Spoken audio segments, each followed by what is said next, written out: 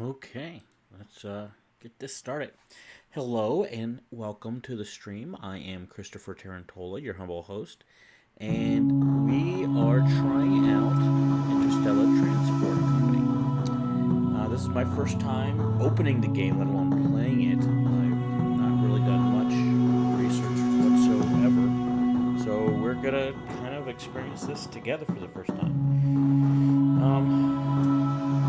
Oh well, you got a full tutorial video here. I'm gonna see what it happens if I can just jump in and see what's going on. I might have to go back and look at that.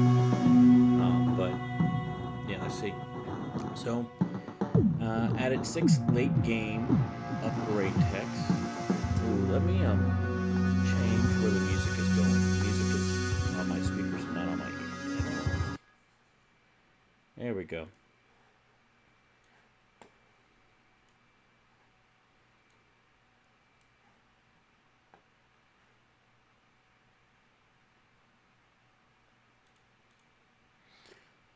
Okie dokie. Make sure everything is.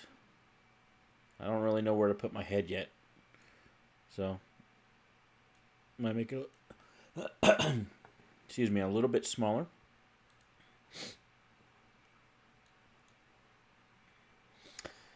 Hello, Harley. Great to have you, buddy. We're just trying out a new game, as I had just said. Um, so we got all these patch notes and stuff. I'm not going to read through all of that. But let's just. Oh, looks like it might be a multiplayer game too. Let's go to options real quick. Sound settings. Let's turn this music down just a bit. Sure, that's great, but I want to be able to hear myself. Let's go to graphic settings. Let's pump that sucker up. Full screen. Let's see. Do we have the ability? Yes. Hey, that looks a lot better. Okay.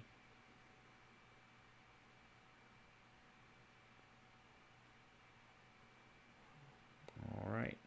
Control settings. AS, okay. And the QE will pan. Okay. Good to know. Tilt camera is R and F. Zoom, Z and X. Okay. Fast camera move is the shift key. Reset camera is C. Okay. Toggle camera pause, space. Toggle game menu, escape. Push to talk key, also space. Okay. Toggle orbit line key, 0.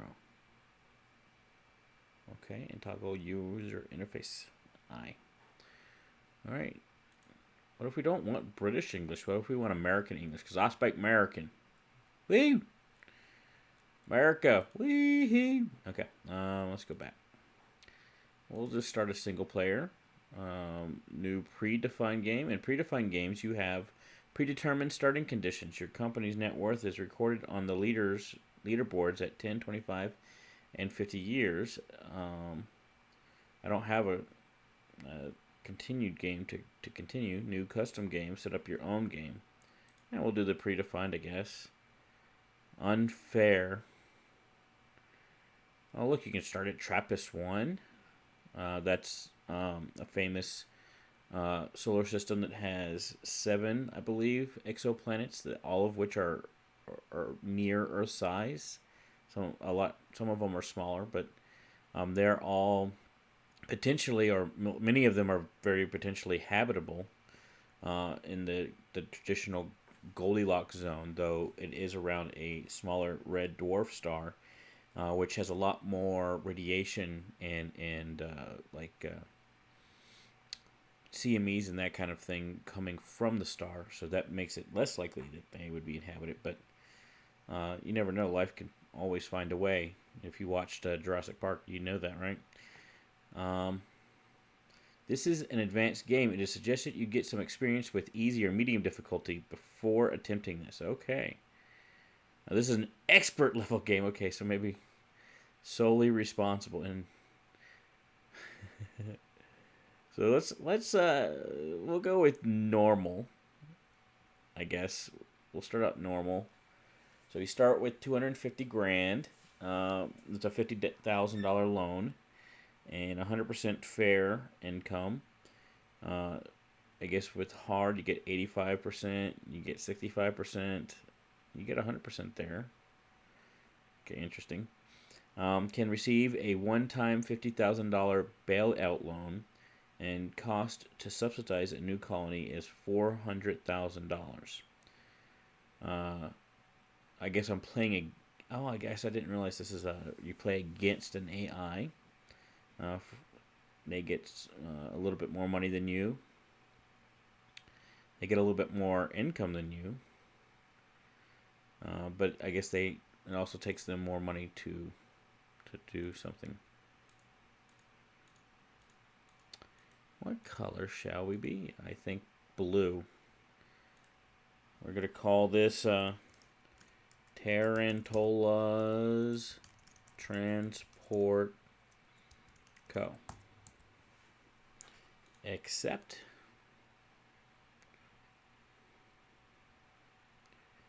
So what you been up to, Harley? Hopefully things have calmed down at your house since the last time we spoke.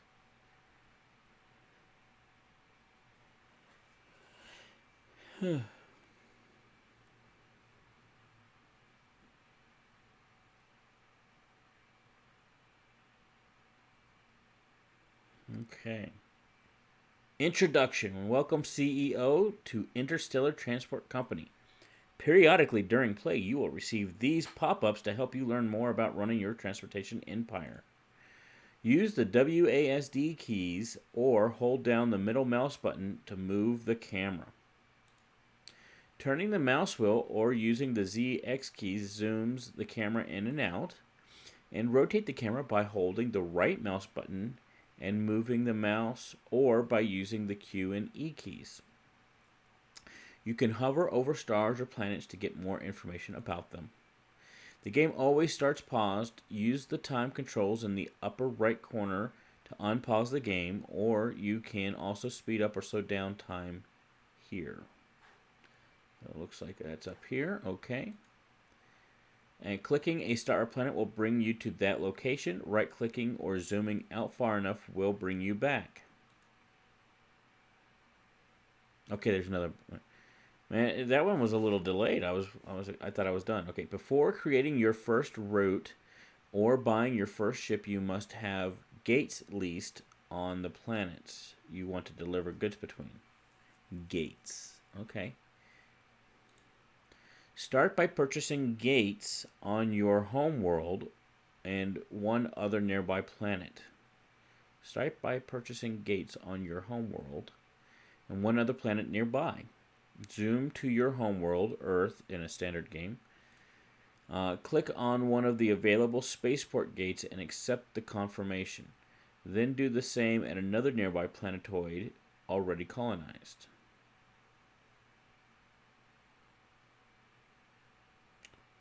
Okay.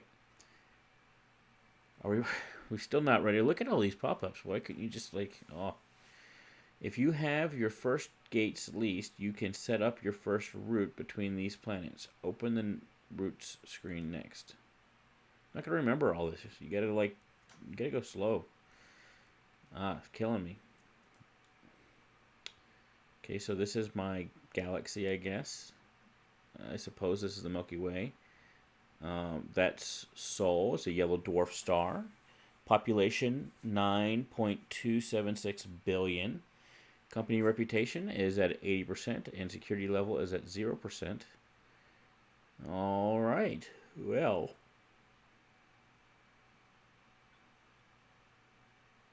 Nakar, Lekegag, Misa, Hez, Deneb, Merope, Unakalahai, Shaddai, Alrai, Kenopas, Merafik, Sham. Alright, so let's obviously go to Sol system here. So this is our solar system. We got Mercury, Venus, Luna, which has a small regional spaceport. Earth, medium regional spaceport. Class M1, A2, D2, A3. And then you get Mars, which has a medium surface port. So we've obviously gone to Mars. So this is in the near future, I guess, depending on what a medium spaceport means. Class C5. Okay. And then you go over here to, say, Jupiter. And you got Ganymede, Io, Europa, and Callisto, not colonized, not colonized, not, and not. Okay. Saturn, which is not colonized, which makes sense. Why would you colonize? Rhea and Titan, which is a really cool planet. Titan is. If you have a problem with it, I'm sorry, but I will be using the GDP or GPD definition of planet, not the IAU definition of planet. Okay, Uranus and Titania, and neither of those has been colonized yet. So this is still pretty on. I mean, this is maybe 30 years in the future or so at most. Triton. Okay, and that's it. They don't have Pluto, which Pluto would be a great place to colonize, I would think. They don't have any of the other. They don't have Ceres or anything like that here in the asteroid belt on Vesta. Oh, that's disappointing. But okay. It's okay, we got other stars. We got other stars we can look at. So here on Earth. Okay, so now we actually go to the planet. Alright. And see, let's see here. That's Houston, San Antonio, Austin, Dallas, and that's Lubbock right there. That's where I live. So this is an accurate map of North America, at least, with the lights. That's pretty cool. I can see my house from here. Okay, but looks like over here in Toronto, we have a planetary company, medium office owner, ESTA. We also have lunar excursions over here in the tundra of Canada where nobody lives practically. This is where like you see ice road truckers and stuff, and I don't know, like I think the most common inhabitants here are probably like caribou. What is all this up here? I guess this is like a planetary defense system, which is kind of interesting. Okay, and then you got large raw materials mine, owner local government, up to 48.4 per week of raw materials created on this planet dependent upon planetoid development. See, you got a large maintenance shed. Okay, and you got a couple empty slots to build some buildings in the Caribbean there. And off the coast of Brazil here, we got another empty slot. And then in Brazil, in the Amazon here. Over here in Chile, you have a medical factory. And you got a large maintenance shed as well here. Oh, and that's owned by me. Okay, so that's where I'm located, off near the Galapagos, I guess. I think the Galapagos are really up here, but... And you got another empty spot over there, and a lot of empty spots around. Okay, you get some more stuff. Now look, I got a medium office here. Gives me 0.08% per week planetary company reputation. Does not stack with other offices. Okay, large maintenance shed. Not mine. Virgin Space Lines. Local government here. A weapons factory. What's this? Small security station. 107% AU protection size around planet increases system security by 3%. I'm just trying to get my head wrapped around Uh-oh. So I guess you can go inside the planet. That's interesting. Okay. And you obviously you got the moon right here. It's a very compacted solar system. I like how they have a lot of orbital debris, though.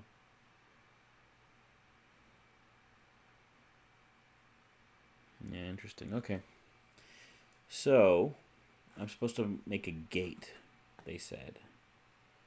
So, company reputation.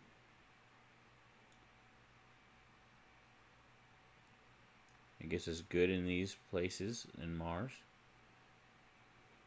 Food. It's good on Earth. Need.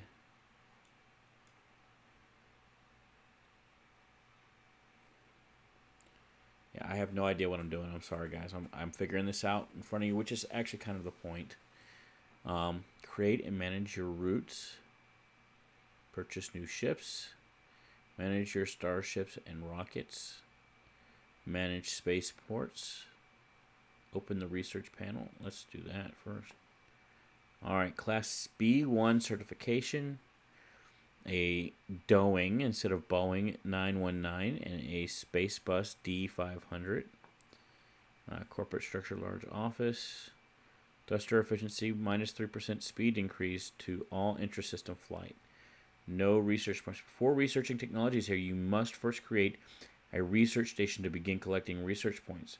Research stations can only be built at planets with 100% development. Go to your home planet and use the Build Research Station button in the lower right corner to build one. Okay. Stored, usage, production, demand, supply, demand. So there's a lot of demand at Luna here. Save. Okay, save it. Yeah, fine. Yeah. Production. That's also supply, right? What's the difference between production and supply? I wonder. Usage. And stored. Okay, so I have a lot stored on Luna, apparently. I gotta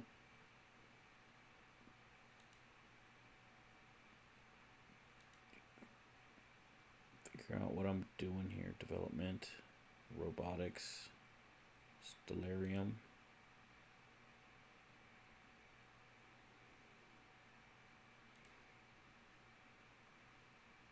Okay.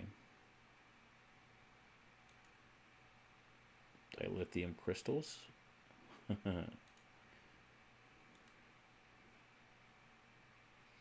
Tourist. Colonists. Luxury goods. Okay.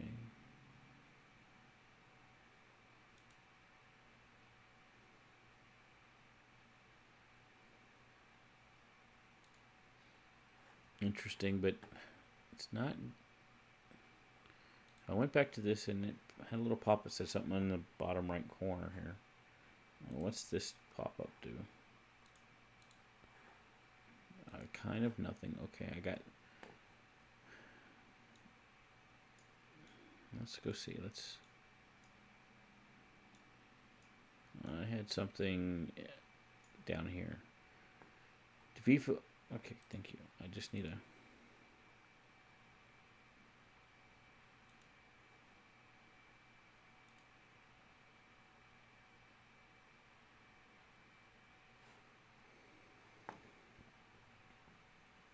This is. I'm already starting to get a little frustrated because I don't know what to do. So maybe skipping that tutorial was not so great. Finances.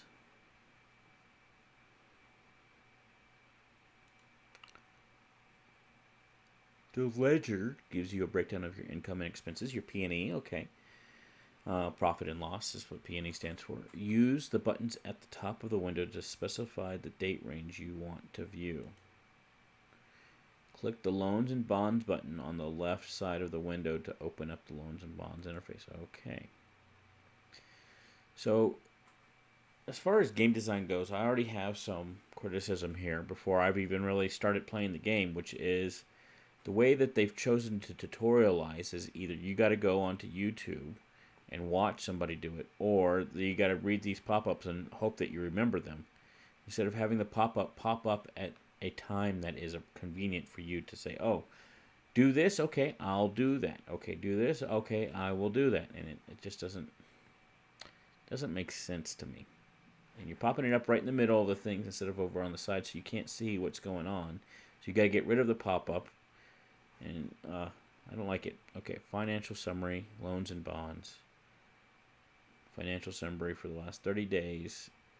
I got a whole bunch of nothing. I got a pretty decent net worth here, I guess. Okay.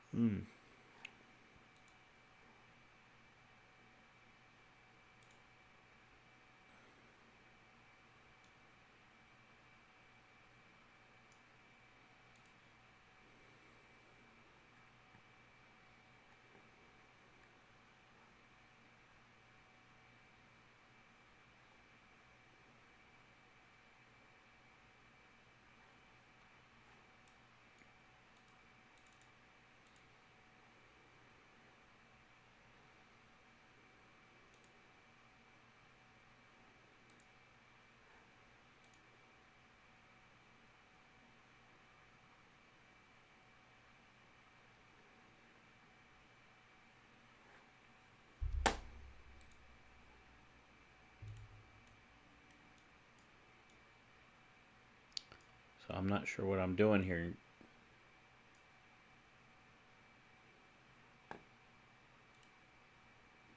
Go look at Luna here.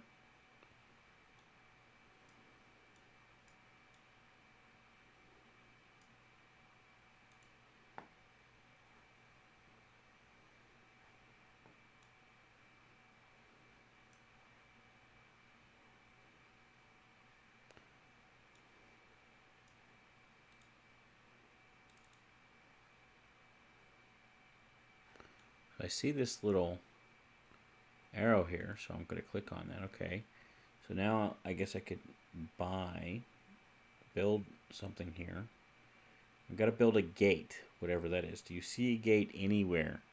Please let me know. It's painful. Shuttle services, build security services.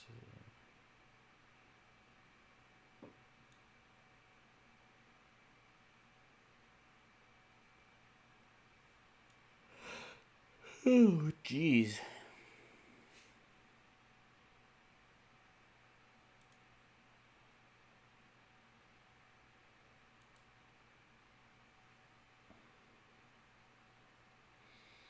Requirements to build a level 2 research station not yet met.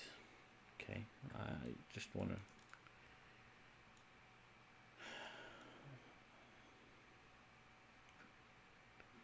Not even going to save it because I have done nothing.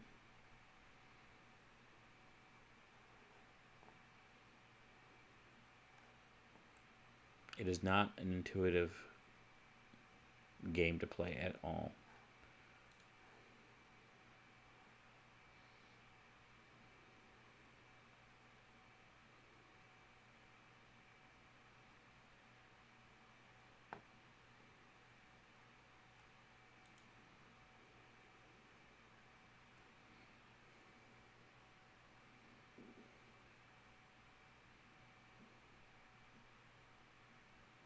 Okay.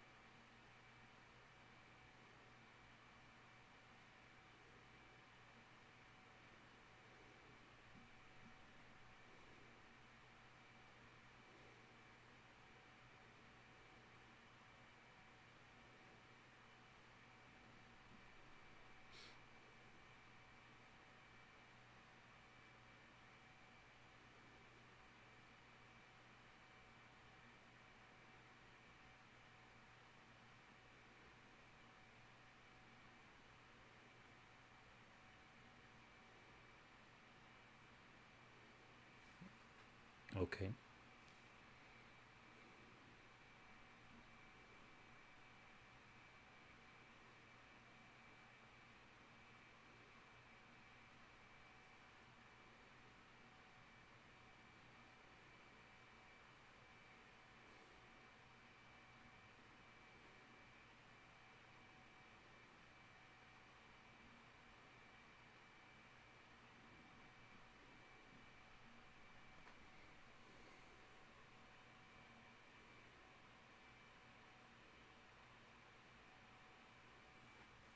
Okay.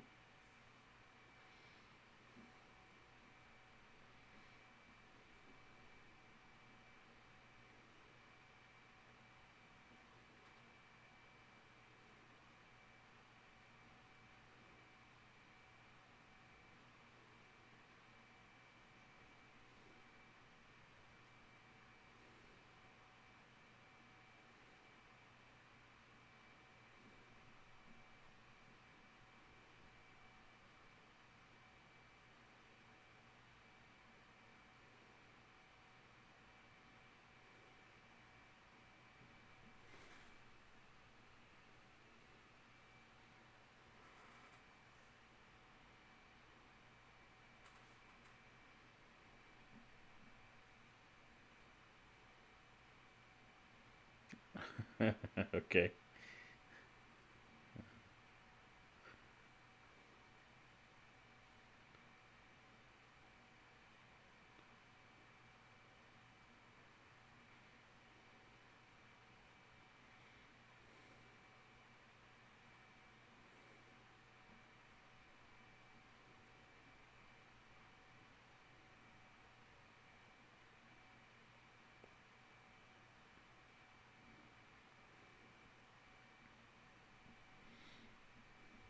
Okay.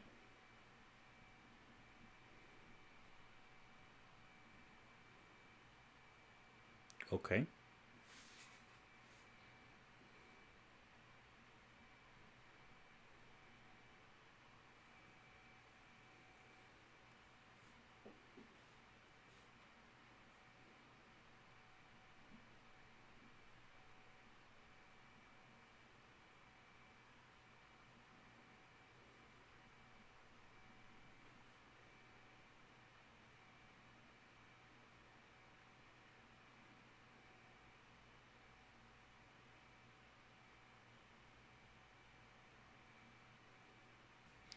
Okay, I'm already lost. Okay, hold on. How do we get to this again?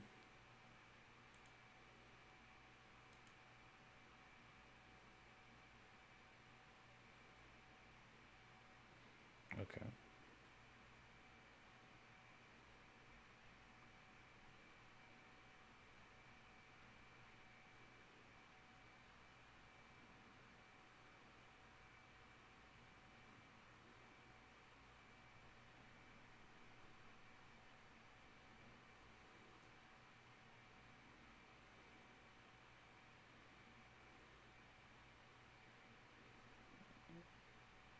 Okay.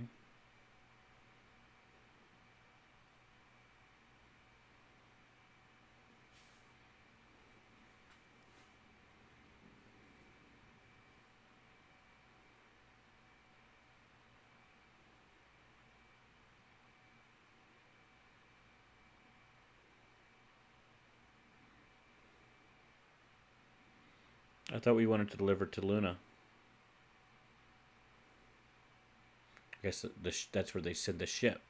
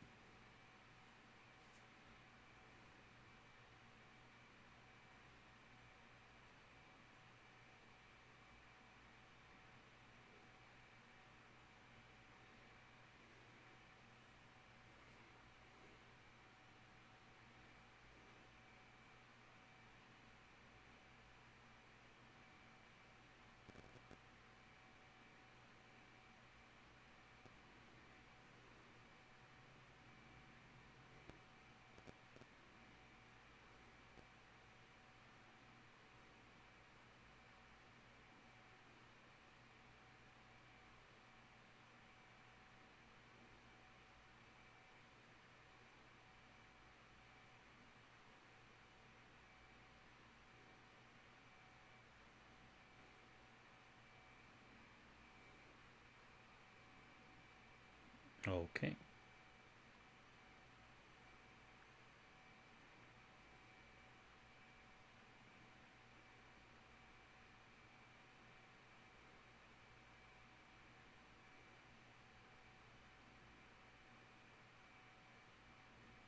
I mean, this is like if you want to know how to run a company, this is so realistic, almost too realistic, it almost might stress me out.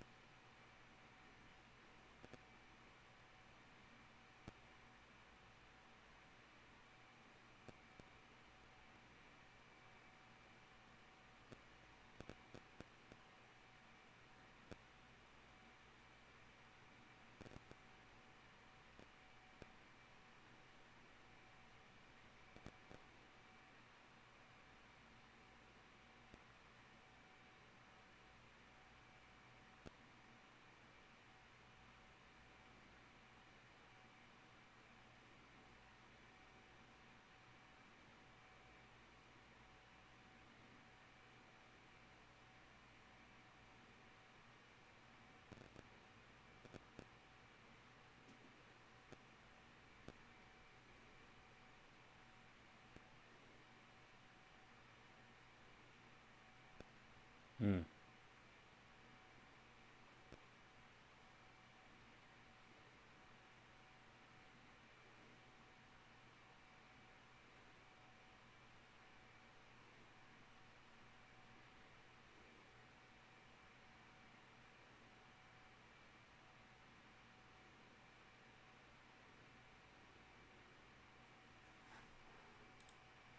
All right. Well, we might do that later, buddy. But let's hop back in the game, shall we?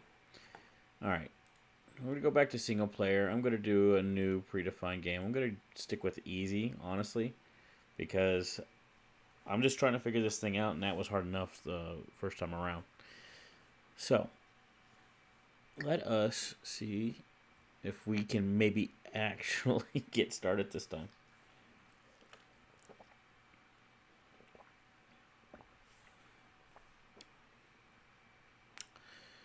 Okay. So it's still loading, I guess. Yeah, there we go. Soul and Earth. And so we got to buy a gate, I see. Lease this gate. Okay. Okay, and then we'll go back.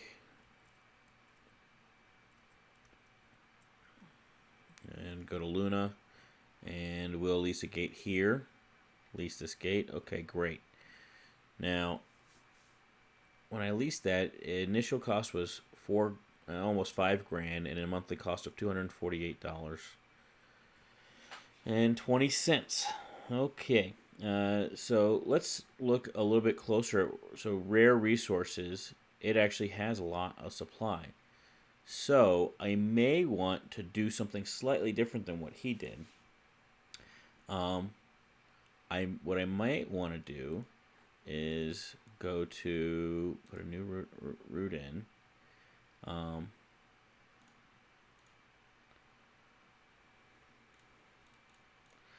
right, add stop. Earth. Add stop. Luna. Now, before I actually finish this, let's go look at Mars. Where's she be? Where's old Ares? Okay, there it is. Okay, so this doesn't really have much supplies. It has some luxuries and some medicine, but it is in need of machinery, water, and food, as well as colonists. It needs colonists. Okay. Ooh. I don't know if you heard that crack, but ooh. Okay, machinery. Okay. And then let's go back to Earth here. Let's see. So this needs machinery as well. It needs some colonists, water, and food. So the Luna at least provides something, which is rare resources. Now let's look. Earth. It has just a little bit of demand for rare resources. So I think what we'll try and do is, looks like it's just under 800 rare resources needed. We'll supply the food, the water, and the colonists. Where's tourists? And there's, I guess, colonists are here. Yeah, so they're not supplying any right now. Luxuries, they have a bit of a demand for luxuries, and Mars has a bit of supply of it, if I recall correctly. A bit of a supply of luxuries. Okay, so they got 19 luxuries that we can send back to Earth. Okay, so I think we'll set up maybe a separate. Let's lease this gate, and then go to Mars, and we'll lease this gate. Okay, and so what we will do is water and food. I might lease this gate as well and provide the food.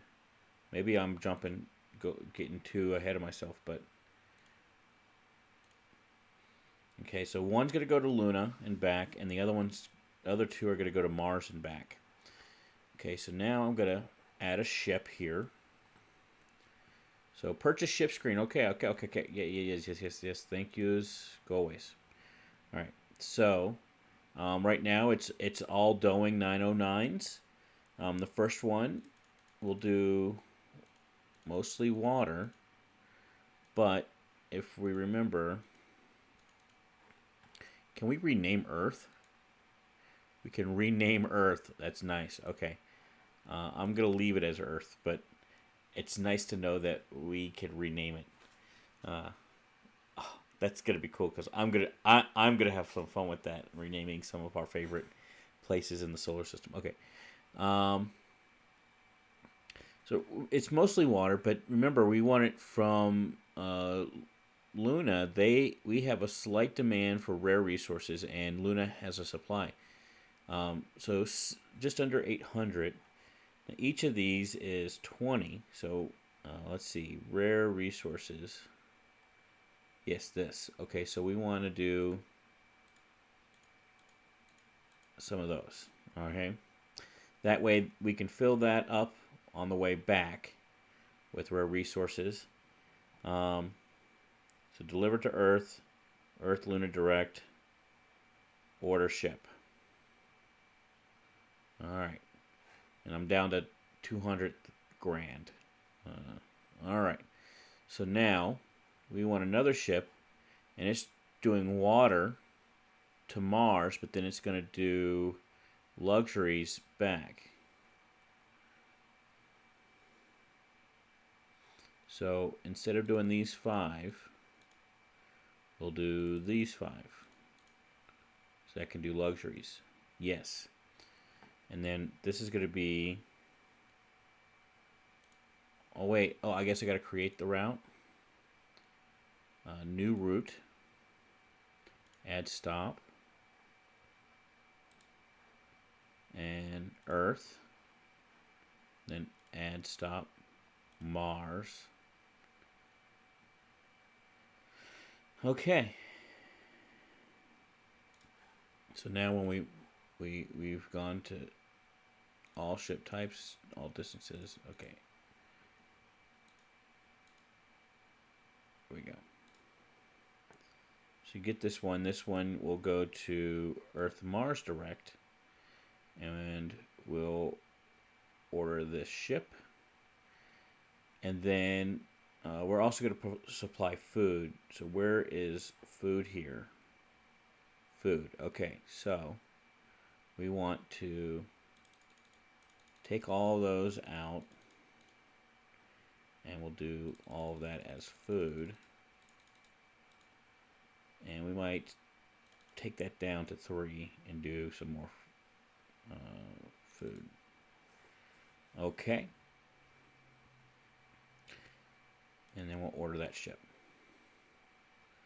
Okay, and then we'll press play and see how it goes. So my empire, the empire has begun. And now we just wait. Waiting, waiting, waiting. Waiting on you.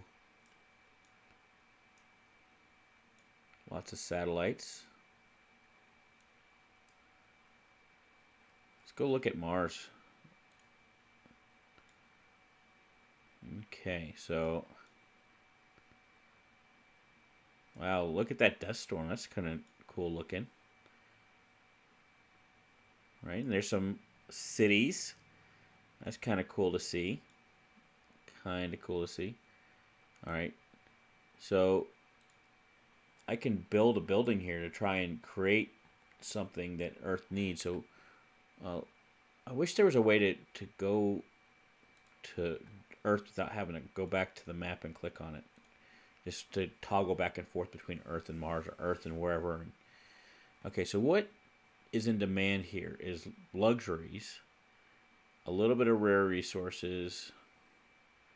I can't tell if that's above or below the line, honestly, business. Okay, so what about Luna? What does Luna need? Luna needs machinery, and so does Mars. Now, what about Earth?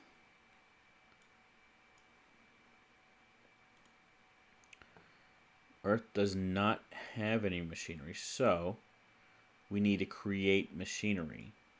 Now, I'm wondering, where should we create the machinery?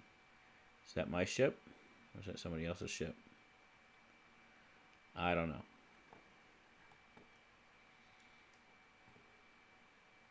How could we create machinery? That's what I want to know.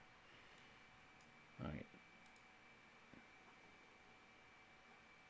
Up, look, this spaceport now has 4, not just 2. Let's look at something. Okay, yeah, we'll save it.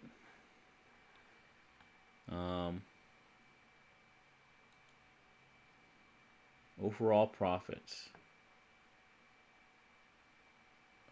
I'm negative 208, but so is everybody else, more or less.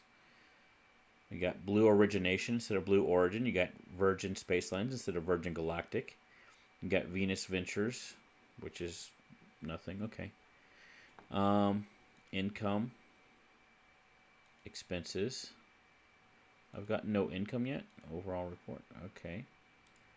So, Guess we just need to wait longer. Is there a way to see where the ship is?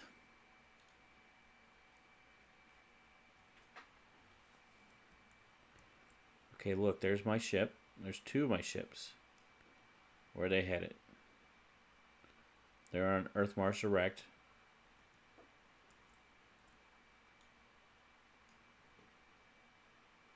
And there's my ship. Go into Luna. Alright, so now I've started to make profit, right? Yeah. Income. Yeah, baby. Okay, now Virgin is doing better than me so far on income. But as soon as I hit Mars, man, I'm going to kick his butt. I'm telling you.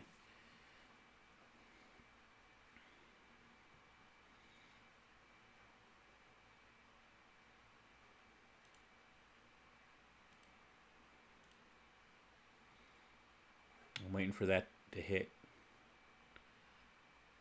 Well, that's Venus.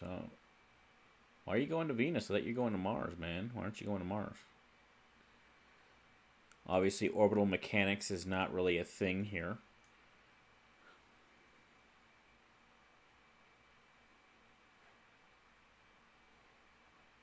Okay, I just got some money.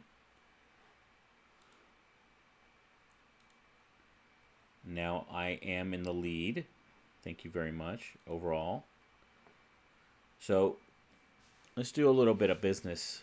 For you youngins out there that don't know, so you have your income. That's how much money that's also known as revenue. This is your revenue. You get your expenses, right? And my expenses are very low compared to everybody else. Everybody else is spending a lot of money. Now that might actually bite me in the butt because maybe they're spending money on stuff that I should be spending money on and I don't realize because I'm just sitting here around waiting, trying to figure this game out. And then you have your overall profit, which is traditionally known as margin.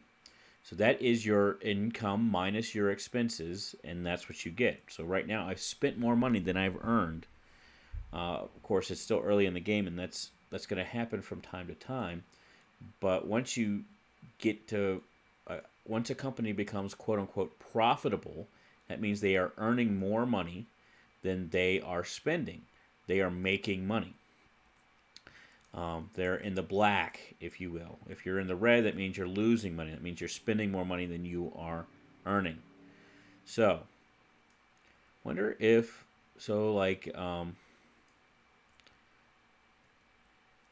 we got Venus here, not colonized. Research project, colonial involvement. Okay, I can't do that yet. I got to research. So I need to build research station. Okay, so let's go to Earth. Construct a research station. Okay, can we upgrade the research station? I guess not. All right, can I go to Luna and construct a research station? Yes. Upgrade costs 80 grand. You don't have enough cash. Okay, I don't have enough cash to do that. Interesting and good to know.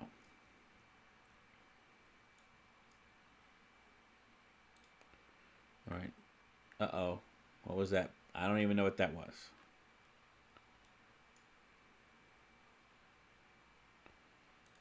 So let's look at the supply and demand here. Has it changed much? There's still resources. Water is being looks like it's changing. Colonists looks like it's changing. Any changes to Earth here? Just demand for luxuries. I got this ship still going out to Mars. Okay. I got 2 spaceports, beaches. Okay. Demand is pretty much the same. I got to figure out a way to get machinery, okay? Because Mars really needs it. So, how am I going to do that? I wonder, do I need a new gate per? Do I need a gate per ship or what? Can I use more than one ship on these gates? I don't know. But what I do know is, let's see here. Build a maintenance hangar. Build a small maintenance hangar, repairs one docked ship fully, and reverses deterioration by 0.3%. Let's do that. Okay. Now, research project industry subsidization. Okay, so I don't. I can build a local office. Plus 0.04% per week. Planetary company reputation does not stack with other offices. Okay. Do I have a local office here?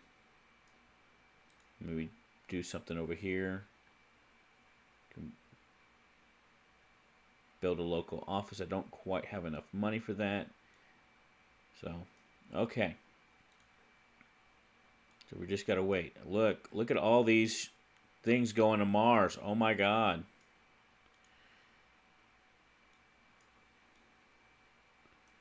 I feel like I'm missing something about this game still, but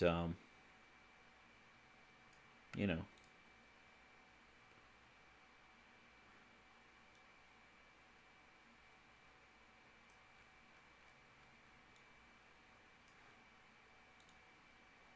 Let's see. Yeah, so Venus Ventures and Blue Origin, they're kicking my butt at getting income. I don't know why. Now their overall profit is not any better, but they're bringing in a lot more money. So somehow.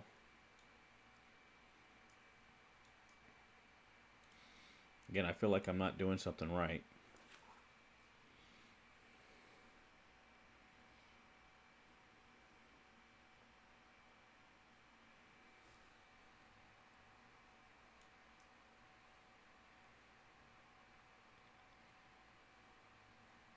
Maybe I need to do more ships.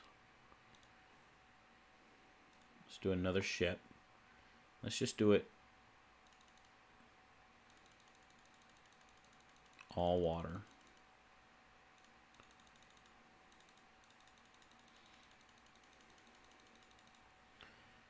And we're going to do this Earth Luna Direct order ship.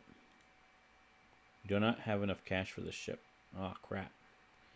Oh, snap, man. Okay, so there's a place to take out a loan. Right? Loans and bonds. Alright.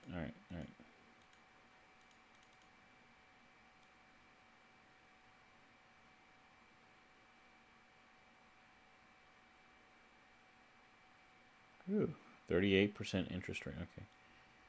I just need a little bit. These are high interest rates, man. Okay, so I took that loan out.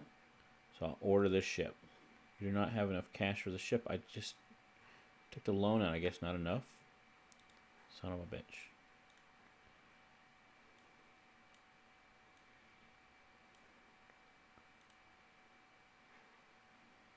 Alright. Order ship. What the hell? Like I keep on going to order it and I keep on losing the money. Okay, there's some money coming in. I'm not moving nearly as much stuff as everybody else. I was trying to order another ship, but it didn't work out too well for me.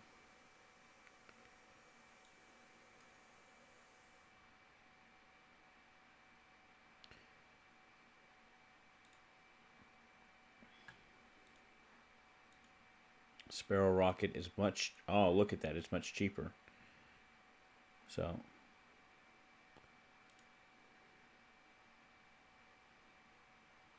Can set rockets to automatically order once they deliver their cargo. To do this, go to the resources screen and select the route this rocket is assigned to. Then click small rocket icon. But okay.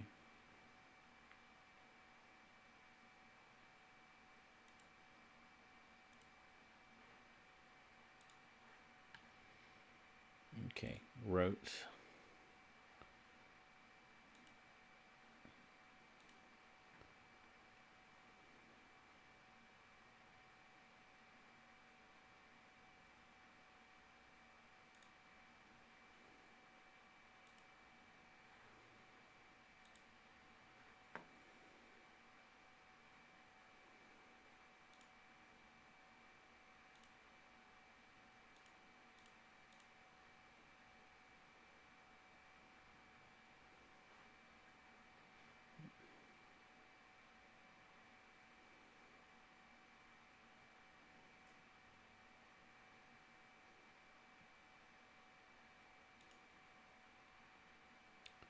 Okay, loading, unloading. So I got a second ship to Earth Luna.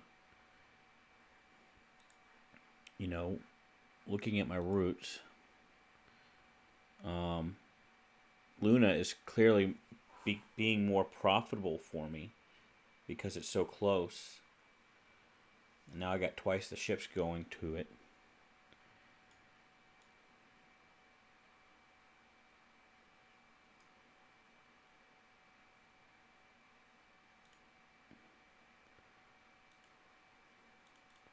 That ship needs repair.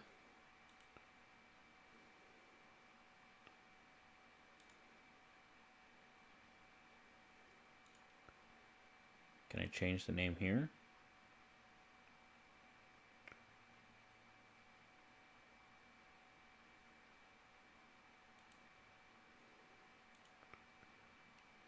All right.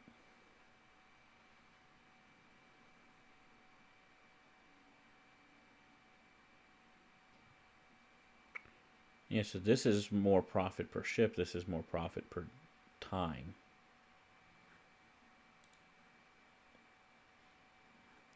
Yeah, it looks so. I'm doing okay now, I guess.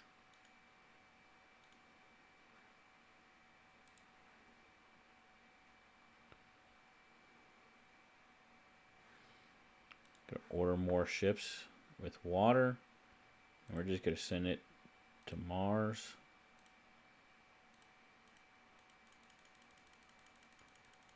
You're just gonna spam the crap out of that. Okay. Now, does Earth have any other stuff? They're starting to need some raw materials. And let's see. Luna, what you got? Raw materials. Okay. So,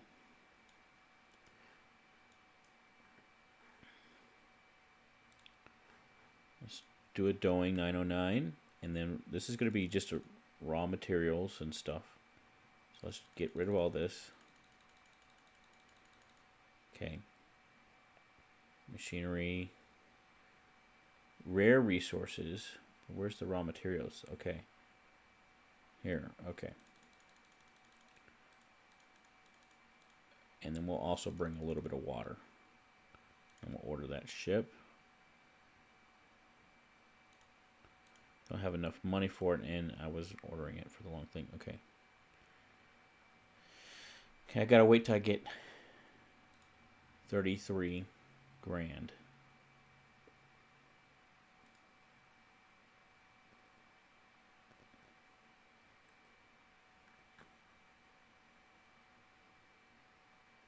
Down to 18, down to 17, 15.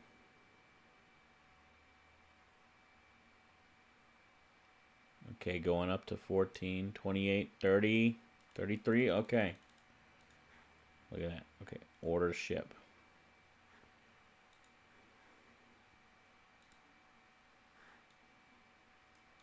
That was all those rockets I sent to Mars. Look at all of them.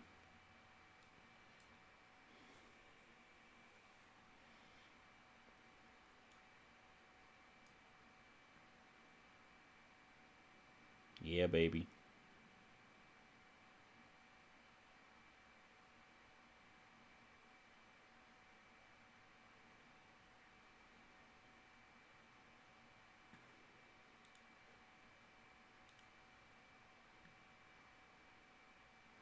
Looks like we're all still pretty even. I guess they're doing a little bit better than us.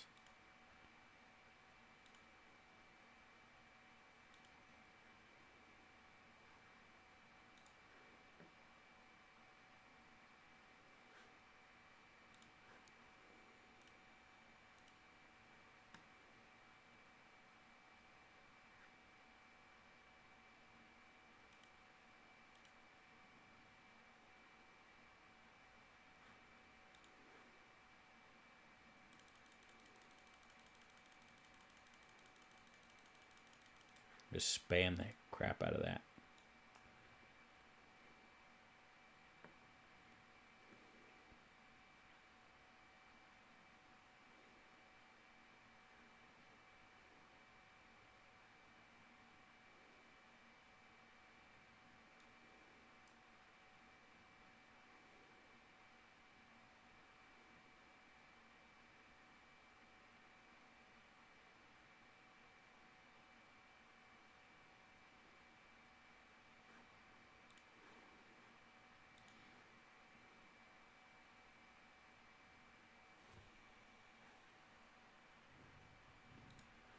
Okay, let's look at our charts here. No, let's look at just the windows just go all on top of each other, I guess. All right.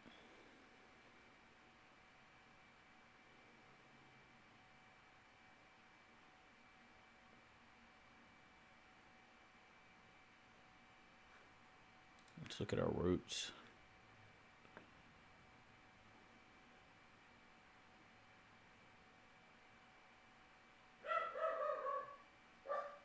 Oh, there's my dog.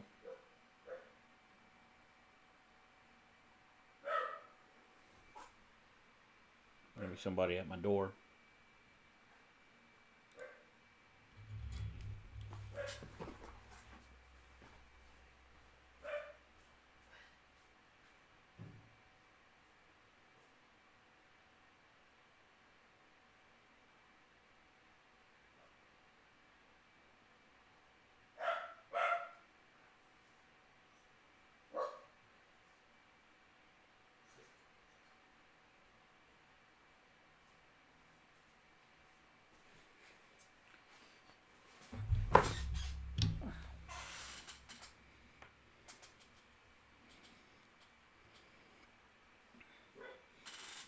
Okay. So, let's put this back on play. Yeah, it was just somebody out at the street. UPS guy.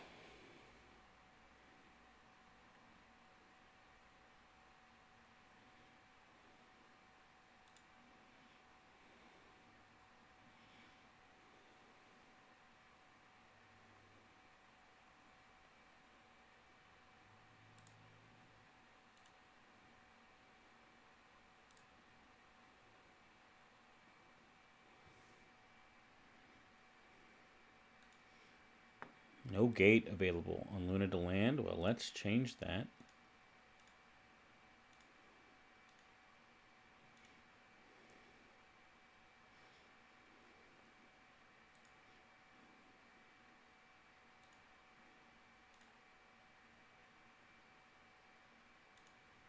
Don't have enough money for this. Oh my gosh.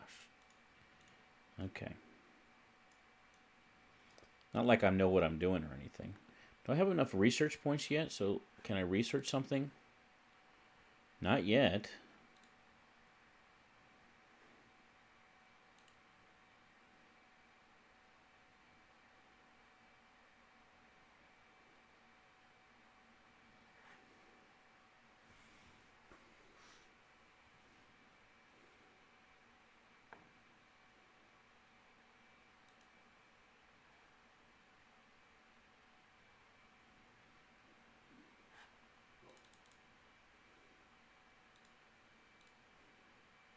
Oh boy.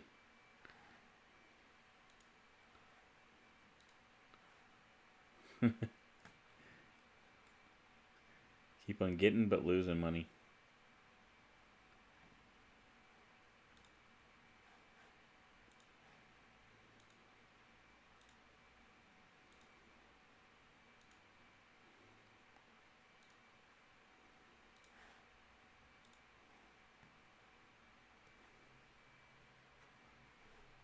Okay, let's look at my P&L. So I'm losing more money than anybody else. I'm not doing a good job on this game, and this is on easy. This is on easy, and I'm crashing and burning. My cash in hand is just dwindling too.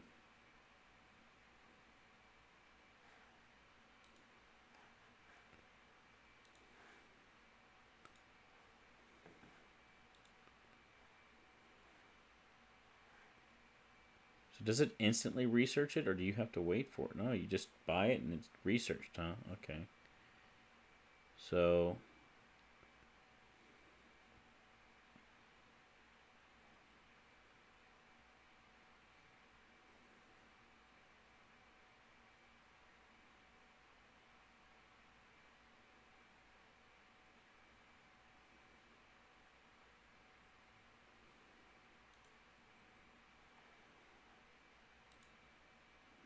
okay. What's this do? Oh, look, there's just a supply and demand here. Okay, cool. Oh, look, there's Ganymede. They have consumer goods, but nobody really needs consumer goods.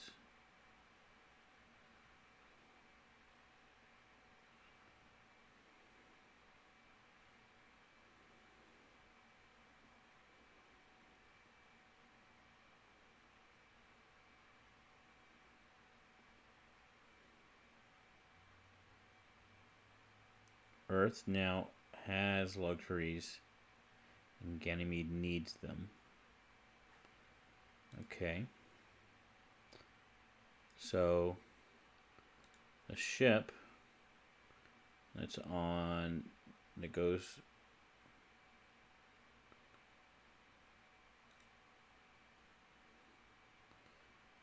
don't I,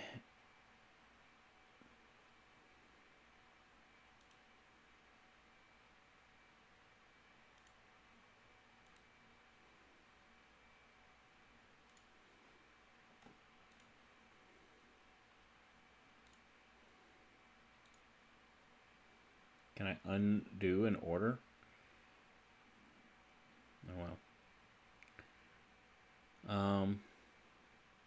So Luna direct, Luna direct, Luna direct, Luna direct, Luna direct. Why don't I have one for Mars direct?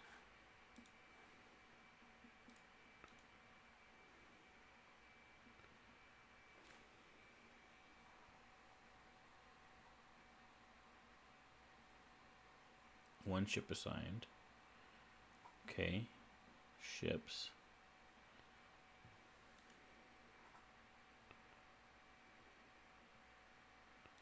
Manage my ships. Okay, so there's the one ship.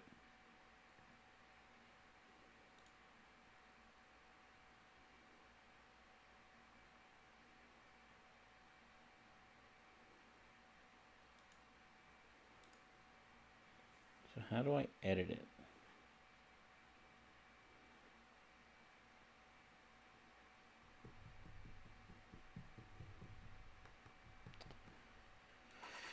Okay. I don't know. Oh, hey, your cash is positive. Your company is no longer in danger of liquidation. Okay, good. I'm still not profitable, but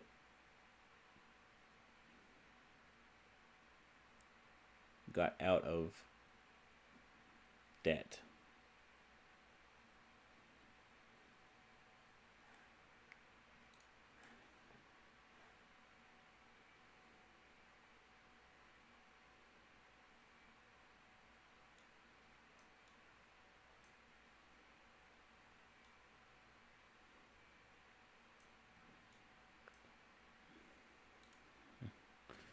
Oy vey. Alright, guys. Well, I think that's going to be it for this game, honestly. It seems a bit complex. There's a bit of a learning curve to it. And I don't know. I'd kind of like to be able to play without all the other AI players to be able to say, you know what, let's just take it slow and let me figure out what's going on and feel like I got to rush it, you know. But yeah, good to check it out, see what's going on. Oh, I wonder what else we should do. Should we play some Kerbal Space Program maybe? Got a little bit of time. Been playing a lot off screen.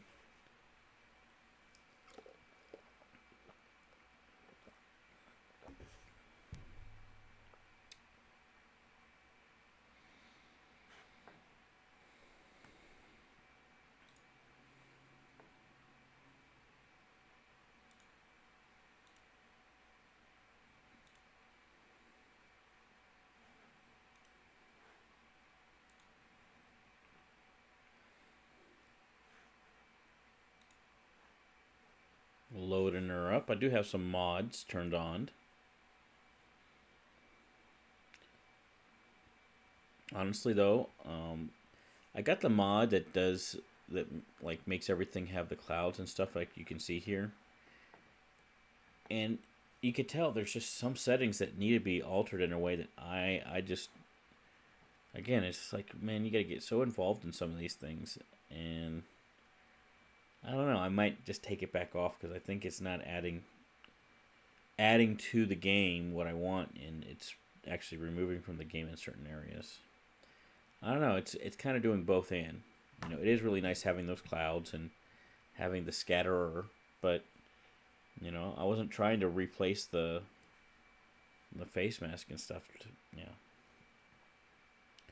might just take all that back off.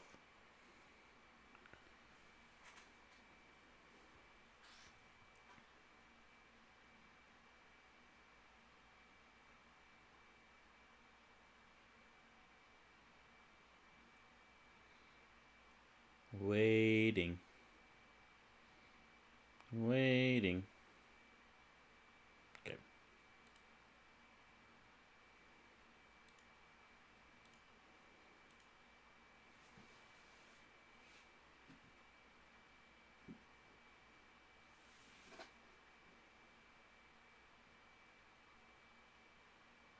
Okay, so here we go. Now, let's see. What contracts do I have active? Science from Jewel, Surface of Ike, Surface of Tylo, Explore Lathe, and Science from Duna. Okay. And right now, what do we have available? I should look.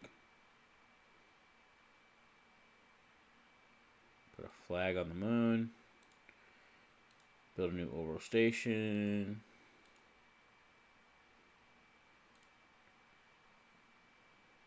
Position satellite in a specific orbit of Kerbin. Ugh, resource getting, yeah. None of that is interesting. I have been able to upgrade most of my science. Do have a few things left, but if we look here, I got a couple aces in the hole. We got Exo Station, named for somebody that is often looking at my streams, Exo Hunter ATL. But this is actually on the surface here of Minmus, and it does have some people on it. You got Tylo's lander, which is just like it says, going to land at Tylo. And we got a burn that we do have Kerbal alarm clock on here to let us know when we need to burn there. We've got Ike's lander, which is heading to Ike, and we got a burn there as well. And then we got to Lathan back, and that's going to satisfy that contract. So we have 3 probes on their way. Okay. And then here the ore field target is actually right by this base. I actually landed the base right by that because there is a good ore field here. So when I'm ready to start mining ore and producing fuel, this is a good place to do that. And yeah, so that's what we got going on here. And then the rest of these are all just like relay satellites. Which, what we could do is take that off. And oh, look at that. Okay. Now the Duna lander here, it's landed at Duna. And it probably should look like this and not like that. Yeah, so what else? That's it, man. So I think the next thing is to Lathan back. So let's go ahead and go to Lathan back. And we'll fly this mission.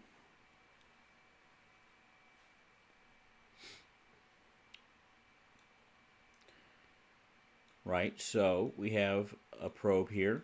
It's got the HECS-2.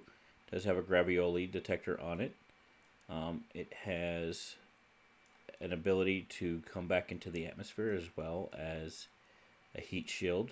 So it's got 10,000 delta V. So that's good. And it's got these really big panels because it is electric powered as well as xenon powered with the Dawn. The thrust to weight ratio is not very high, so it takes a long time to do its burns. So as you can see, I've got a burn time of 54 minutes here. Ooh, we can get that down to 15 about, but that's a long burn time, right? Sure. And yeah, first we got to get there. So what I'm gonna do, I'm gonna go to the map view, look for my,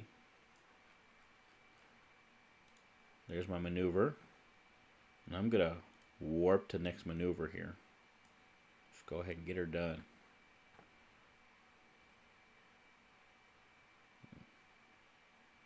Let me go ahead and delete that alarm.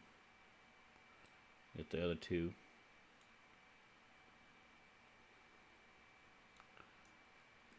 Okay. Now, let's look here. We're going...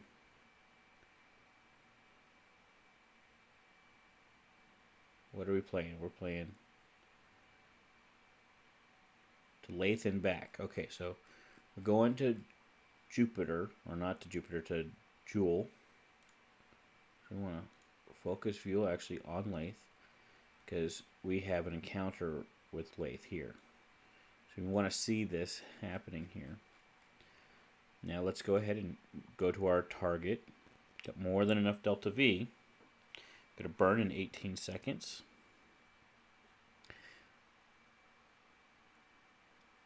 And in 10, 9, 8, 7, 6, 5, 4, 3, 2, 1, 0, burn. It's very quiet. It just pushes out these little ionized particles. And it just sips the fuel. But it also just kind of taps the craft. So we're literally going to do this for 54 minutes. So in order to get through this, I'm going to press Alt and then fast forward. And it's going to actually do the 4 times time warp like we were on the surface of Kerbin or something. To just help that go down just a little bit faster. It's still going to be like 15 minutes of burn, actual burn time.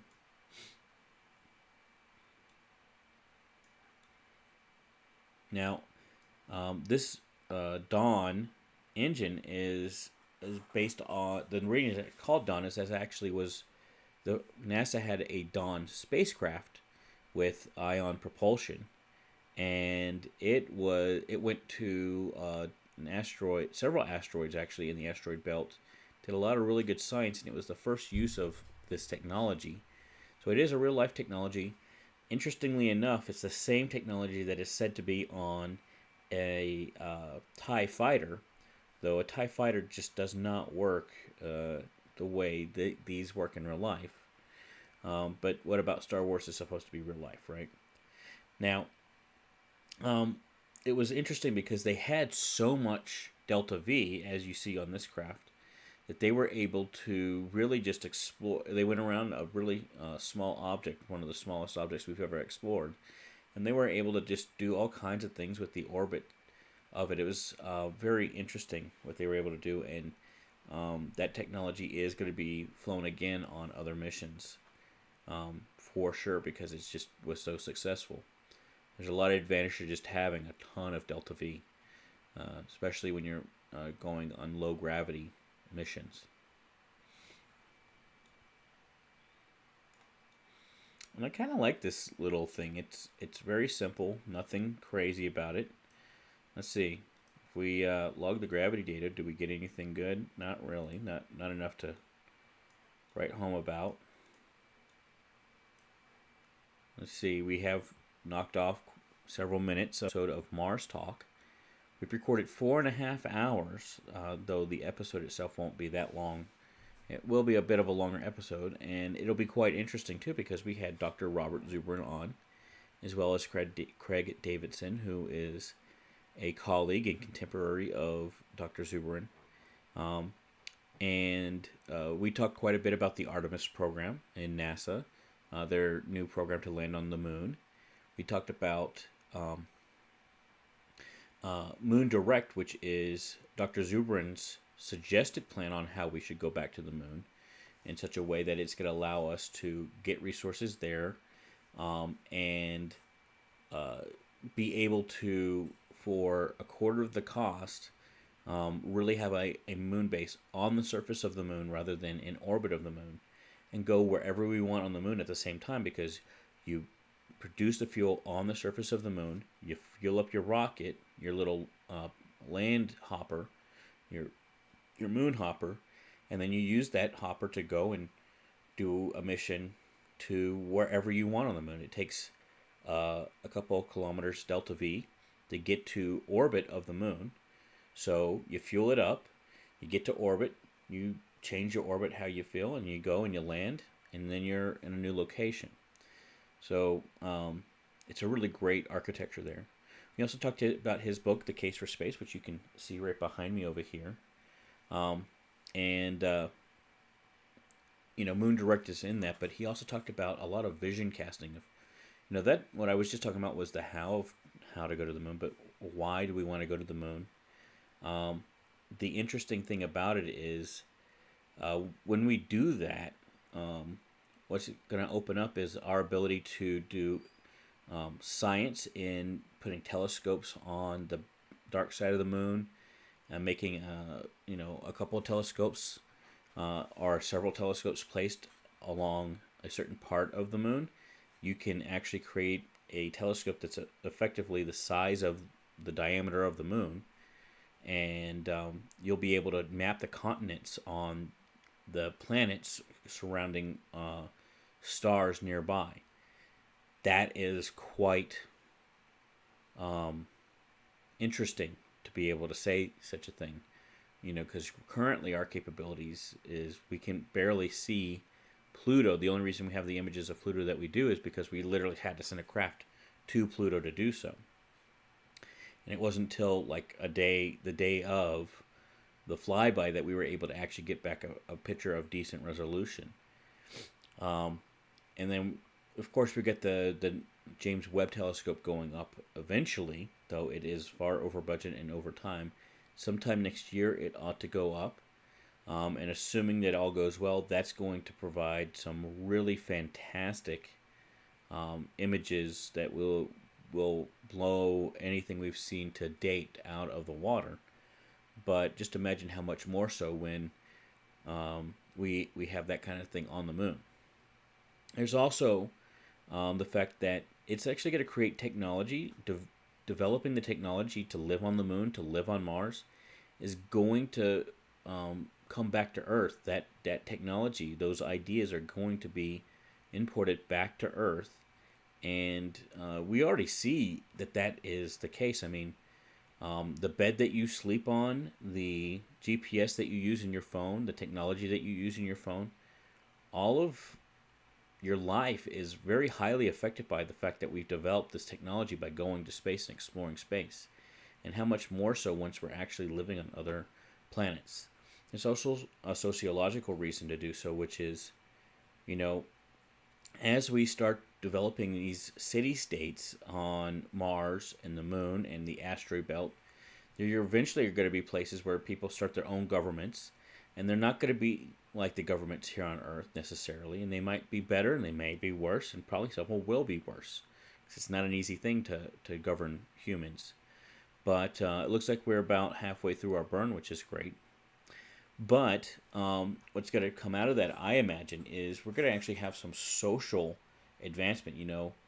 Over the past century or two, our technology has just completely blown up. We went from a pre-industrial society to now we're basically a global society. We're more or less a type 1 civilization where we have full control over the resources of the planet, and we are affecting how that planet is. Now, whether or not we have full control over that, yes and no. Politically, we don't, but technologically, we do. And so when we come up with new ways to govern people, and we have these little experiments going on all over the solar system, when one works really well, just like when America started its little experiment, right after America started, then you had France, and then you had all the other countries that have gone to democracy start to do that. And you're seeing a degradation of the society at some level. And that happens to a lot of countries over the history of this planet. But how much more can we renew ourselves if we figure out a new way of doing things that we just haven't thought of yet? How much easier will it be to adopt that new way if we can say, hey, look at these guys. They are doing it, and it proves that it's a better way of doing things. I got to believe that that's going to be the case. And then who knows what we're going to find once we go out there. That's the whole point of exploring. And it'll create a nice little garden world here on Earth because we can do the high polluting and industries and what have you. We can take that off planet and do it elsewhere. And I think that's all really great reasons to try and get things done.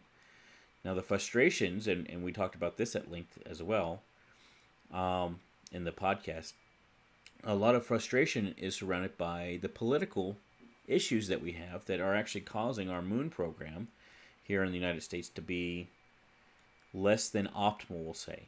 They're requiring, essentially, that we use the SLS, that we use Orion, that we use a gateway, all of which are basically like bringing along big, gigantic bulldogs that can't carry their own weight, let alone help carry the weight of anything else.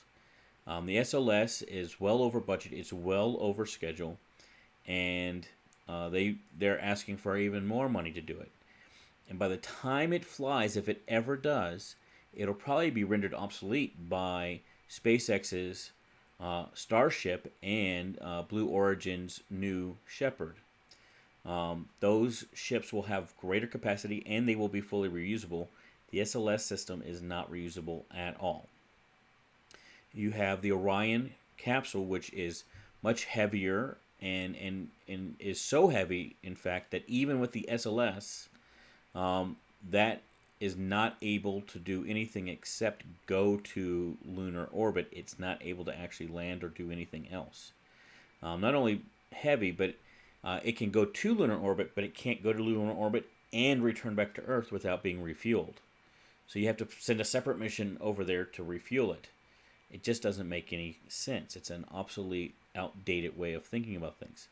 You use a Dragon capsule or a Starship, and you can get to the moon, land, and come back to Earth all on one tank of gas, essentially. And with refueling, you can do even more. So it's one of those things where, the politics of it, the whole human spaceflight system through NASA is designed to keep Lockheed Martin and Boeing and Northrop Grumman and all these other contractors making money. It's to keep them employed. It's to keep them in business. It's not there to actually do anything. We're not doing anything by going near the moon. We're not doing anything when we're trying to go to the moon with these bloated systems, and we're not letting the goal define whether or not we should do something. If we were trying to go to the moon, if that was our goal, then we would do whatever it took to go to the moon as efficiently, as cost effectively as possible, and that would not be using a gateway. That would not be using the SLS system. That would not be using Orion. And we talk about that again. I've just talked about it in no small part in length, but we would do that even more at length in the podcast that's coming out on Friday. Okay, so we're about 5 minutes out, which is great. So I need to pay attention to my time warp so that I don't overdo this. Let's also go to our map view and see how we're doing. Looks like we haven't quite matted up yet, but that's okay because we still got more to burn.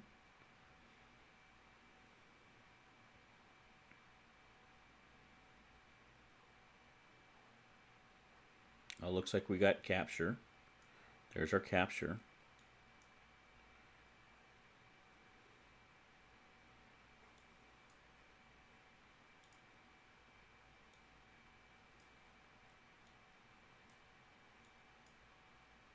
Now we gotta walk it in. Okay, let's slow down our time warp. Now we're at real time.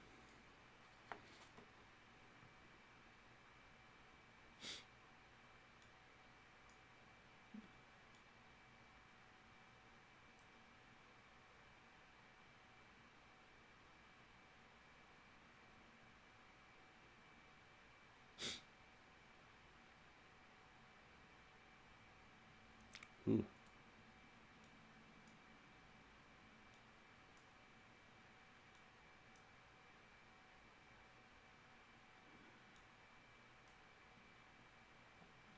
All right, a minute, 15 seconds left to go. You can see it coming on into where we want it to go.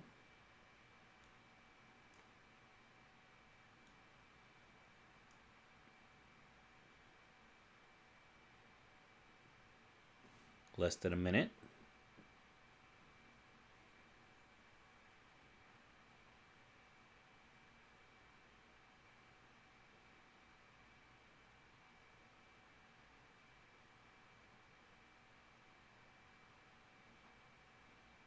Okay, 35 seconds.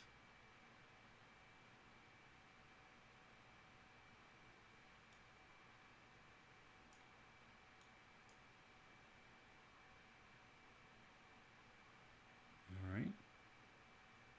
20 seconds.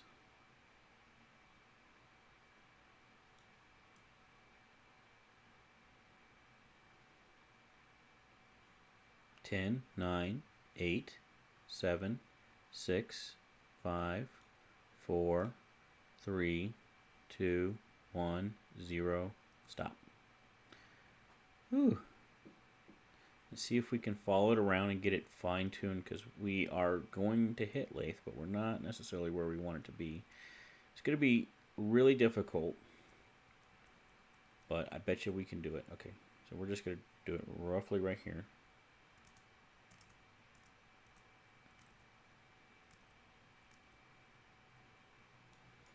And you know what? It's not going to be the same, but I'll take this. This might even be a little bit better. Yeah, I'll take that. Okay, so let's F5 this. Quick save. Now let's look at our atmosphere. Information about it maybe. So it's at a height of 50,000 meters. So at this periapsis, we are just above the atmosphere, which is exactly where we want to be. Now we're not equatorial, but you know what? We don't need to be equatorial. Our next maneuver now will be at this periapsis. We want to burn retrograde to put us into orbit around Lathe.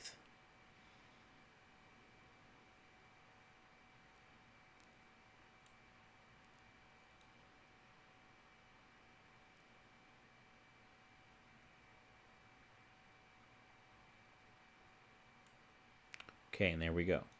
Now we don't need to do much more than just get to orbit. That's really kind of all we want. We want to just get to orbit. So once we get to orbit, then the mission here is purely to orbit Lathe and get back to Kerbin. That's it. We've already gotten a lot of science from the area around Lathe in a previous mission that I didn't show on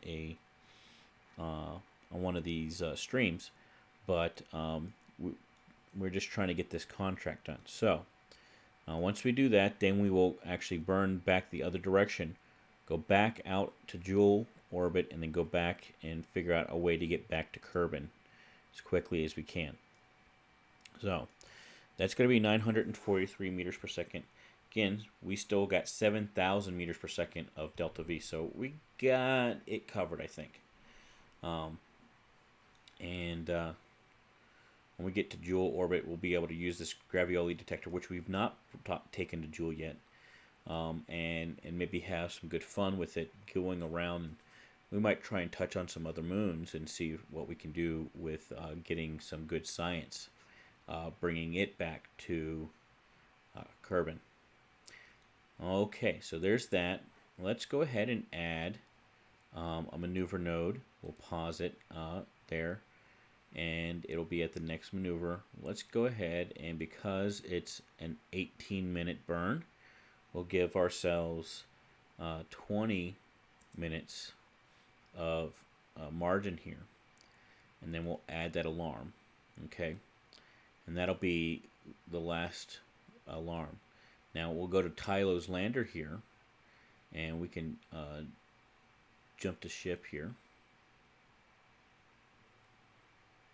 And as you can see, it is a similar design, though it is different. Because this is a lander, and it's landing on Tylo, which has a high gravity well relative to, say, Minimus. We do have a chemical rocket here, rather than an ion rocket. And so we use these little tanks, the torus tanks as well as the spherical tanks here, in order to power that. And then we have our landing legs here, and we have brought with us some more science than with the other mission here. We also have these lights for when we land. And then we have this stage, which is really just designed to get us there. And then this stage, all it has to do is land us. So we have about 3,000 delta V, most of which we will be using on the next burn. Well, let's go ahead and point towards our maneuver node. And then, as you can see, we've got a little bit less than we got about 2/3 thrust to weight ratio. And then we'll have about 0.5 thrust to weight ratio for the next portion of it. Though it ought to be enough for slowing us down appropriately for Tylo. We just need to land. We don't need to actually escape. So once we're down, we've accomplished our mission, I believe. So let's take a look at this. Science data from the surface of Tylo. That's all we need to get. Okay, so that's what we're going to go for. Now, let's go to our map view here. And we're going to zoom out a little bit. We'll go ahead and click on our maneuver here, and then warp to the next maneuver, and we can go ahead and delete that alarm.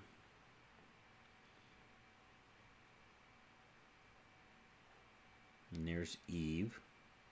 Didn't actually go to Eve, we just happened to be near the orbit of Eve, and how we burnt to get from Kerbin to here, and then we're going to go on to Joule over there. Alright, so speaking of which, we want to find Joule. Where is it currently? Here it is. Focus the view, and then we probably want to... Yeah, so on this one, I wasn't able to actually figure out the maneuver in order to get us there, so we're going to have to burn again at some point to fine-tune the orbit even more so, interestingly enough. So all we're really looking for is a capture. Now we got 17 minutes to burn. It's going to be a 2-minute burn, so not nearly as long. And 10, 9, 8, 7, 6, 5, 4, 3, 2, 1, 0, burn. And we'll just stay here for about 2 minutes. Now we're using a Cheetah liquid fuel engine, LVT91, which is newer in the game. This whole stage size is a bit newer in the game. It's not 1.25, it's not 2.5, it's 1.875 meters in diameter. And this is a really great vacuum engine. It has a really high ISP, I think at 355. Yeah, there you go, 355 ISP. But it also has a pretty decent thrust at 125 kilonewtons. So it really provides a good push while at the same time being very efficient. for a chemical rocket.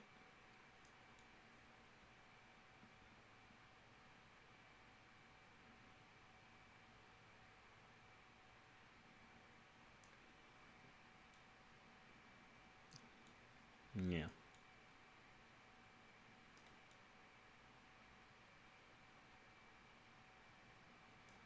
Looks fantastic. Plenty of electric charge. Okay, we're a little bit less than halfway through our burn here. Let's take a look at our astrometrics. So there's where we are.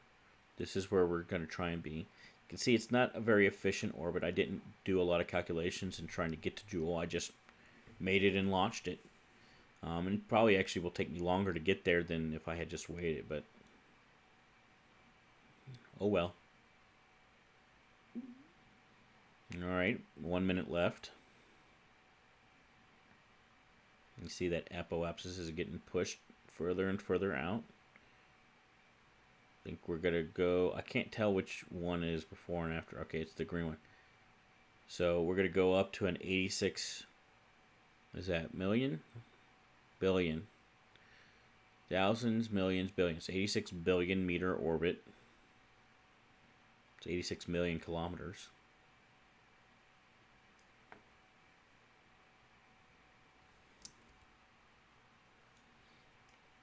It does look good, doesn't it?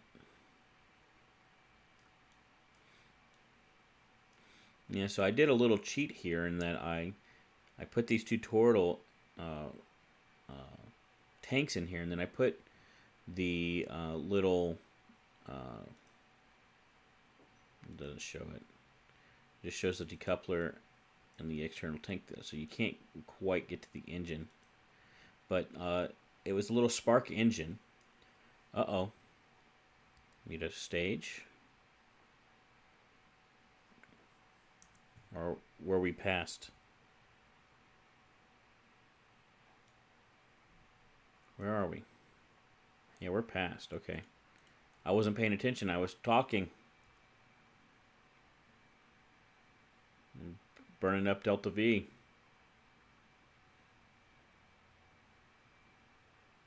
Uh-oh.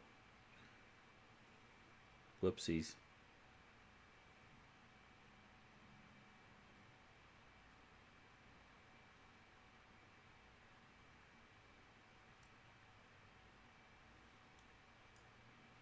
Okay, we got our capture. So now, you look here, and we need to find a way to walk this in.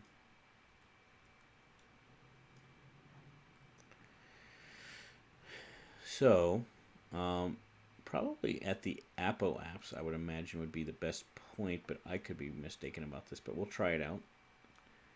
So let's try and walk this in. The whole idea is for us to... which one is this? This is... It's a Tylo. It's a Tylo lander, I believe. I don't recall.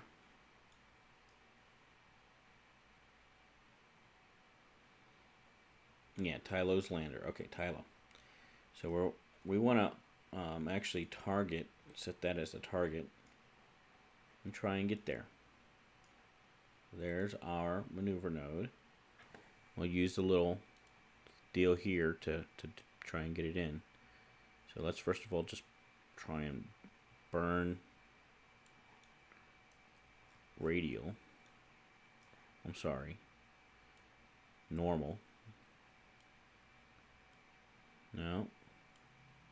That's not really doing much. Maybe it just needs more oomph behind it.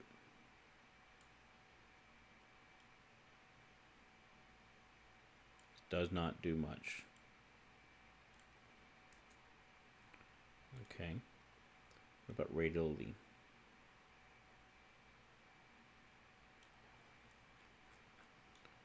Am I missing something here? Okay, let's... I betcha.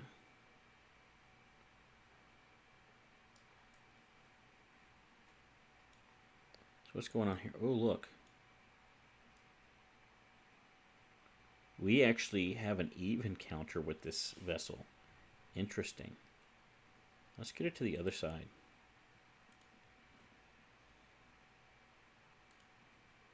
Let's warp to there.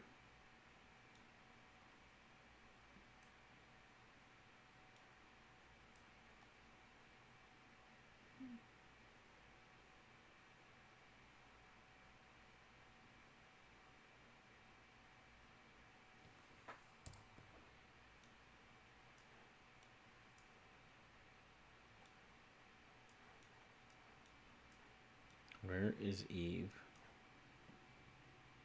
That's Jewel. It's Kerbin. That's Duna there. Eve should be so easy to see. We're so close to it. Oh, there it is. There's Gilly. Okay, are we actually... Where are we?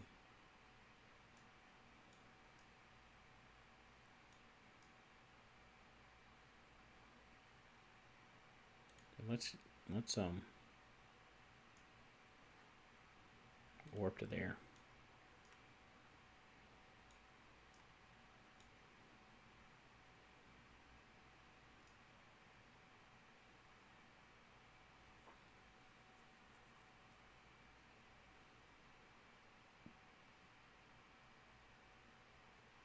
Okay, so now we're officially in the sphere of influence of Eve. You know what we might as well do? We might as well log some gravity data. Alright. Slight variances in gravity as you pass over the crater site. Okay. Interesting. Okay. And let's see if we can transmit that data. Got it. Good. Okay. Cool deal. Now we should have gotten the temperature in this already. We're not going to waste this on Eve. We didn't come here to visit Eve. We're just doing apparently a flyby maneuver of Eve. So now let us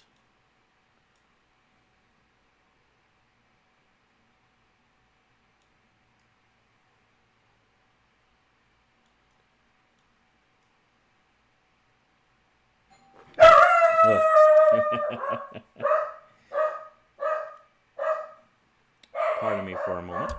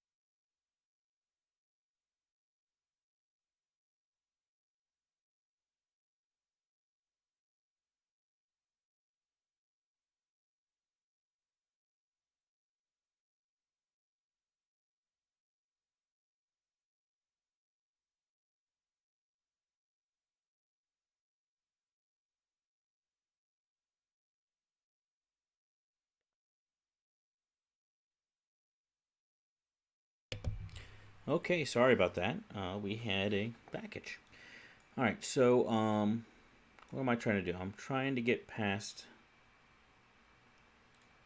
Let's warp to here. Can you tell I was concentrating? It startled me. Didn't help that my dog went crazy. But he's just trying to let us know who's here. Yeah, because he's a puppy dog. Yeah, I see you, puppy dog. You're good. I don't want you scratching me. Yeah. So anyway, all right. So I think we're past. Right, so this is now the next encounter. So maybe now we can actually figure out what we're doing. So let's add a maneuver.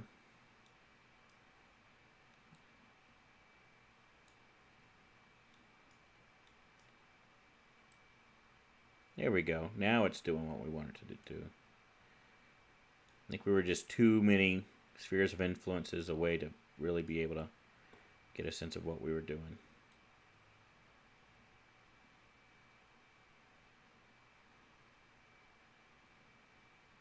There we go. It's not even taking a lot of delta V to do this, so looks like we're going to get the capture that we want easily enough.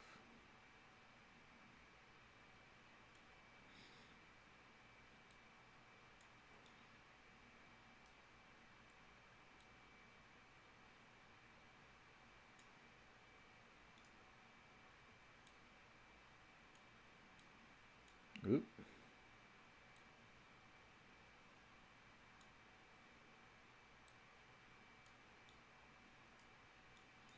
Now we just need to get our timing right.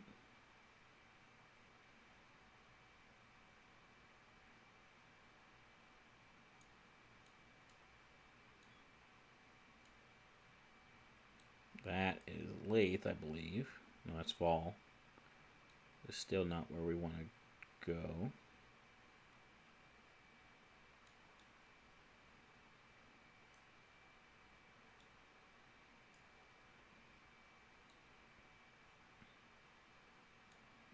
Whoa. We could pretty much hit lathe easily enough.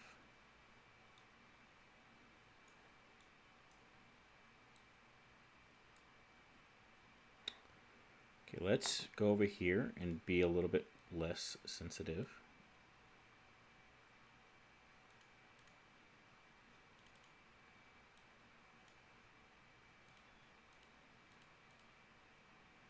Here we go. We'll use, oh, but it's only if we frickin' hit it, man. We don't want to frickin' hit lathe. We want to actually fly by it.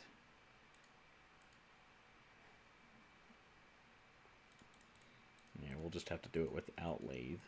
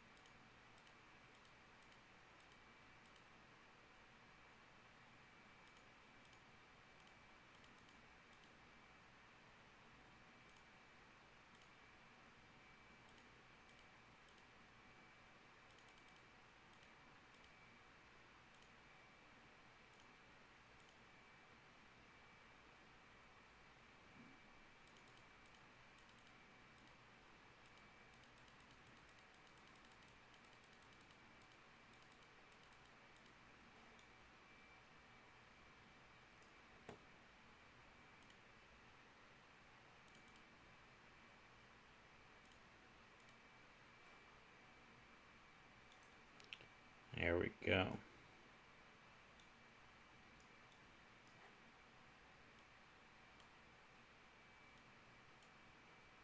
Wrong way.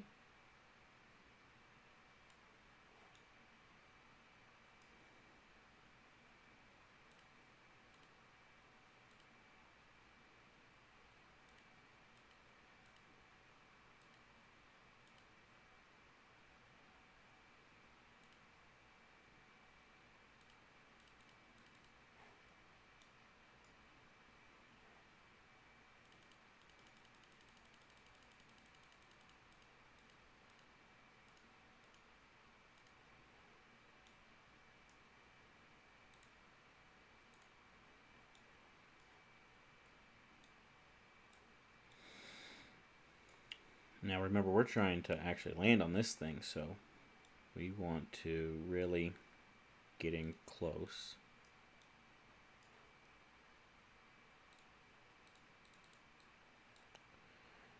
Oh, man.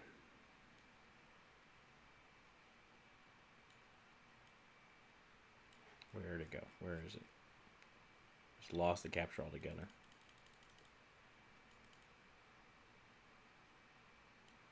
There we go. Got it back.